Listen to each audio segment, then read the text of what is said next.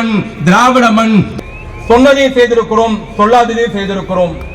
மக்கள் நல திட்டங்களை பார்த்து நிறைவேற்றிருக்கிறோம். தமிழனை தலைநிமிர செய்திருக்கிறோம்.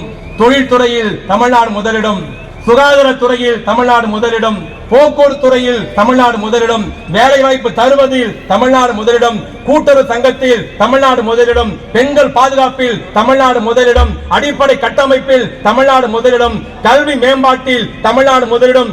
இருந்தாலும் சின்ன சின்ன சச்சரவுகள் இருந்தாலும் 6 மாசத்துல தேர்தல். நாம் ஒன்றாக இருக்க வேண்டும், வெல்ல வேண்டும்.